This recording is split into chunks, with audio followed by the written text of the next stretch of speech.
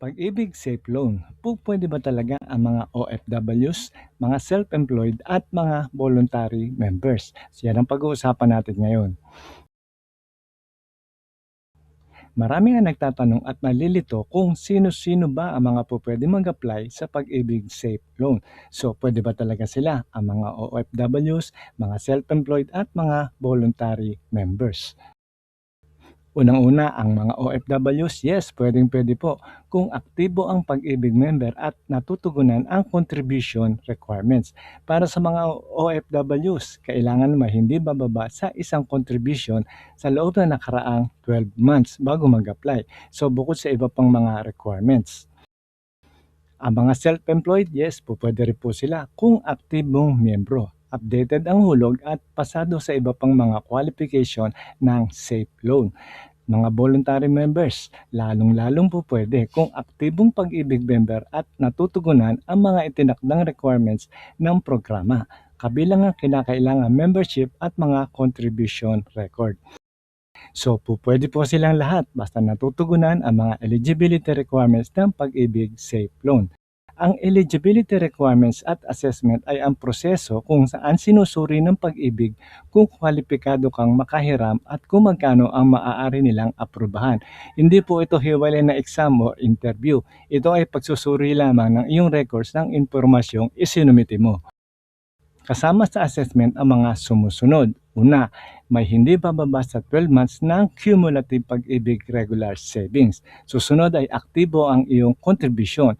Kung ikaw ay local employed, may kahit isang contribution na sa nakaraan na 6 na buwan. Ang OFW naman ay may kahit isang contribution lang sa nakaraang 12 months. Walang default o arrears sa kasalukuyang Pag-ibig short-term loans. Ang loan amount ay pasok sa iyong available regular savings at sa 90% loanable limit. Susunod, ang idineklara mong kakayahang magbayad o capacity to pay ay sapat para sa hinira mong halaga. Note lang po, hindi na kailangan ng income documents o employer certification para sa safe loan. Ngunit ang lahat ng impormasyong isinumite mo ay binabalidate ng Pag-ibig. So mahalaga po natin tandaan ito maaaring makahiram ng hanggang 10,000 pesos o 90% ng total ng Pag-ibig regular savings, alinman ang mas mababa. Pwede pa rin mag-apply kahit may existing multipurpose loan o calamity loan. Take note pwede pa rin yan. Basta pasok ka pa rin sa itinakdang loan limit at qualifications. Ang safe loan ay kasalukuyang tumatanggap ng application hanggang September 8, 2026 lamang.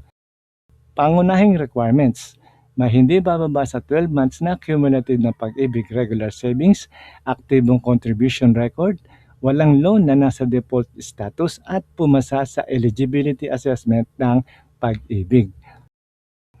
So paano tayo mag-apply sa Pag-ibig Safe Loan?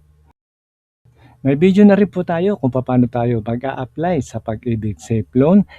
Step by step po natin tinuro yan. Susunod ay comparison ng Pag-ibig Safe Loan at Salary Loan, at ang panghuli ay ang comparison naman ng SSS Emergency Loan sa Pag-ibig Safe Loan, at ilalagay ko rin ang link sa description.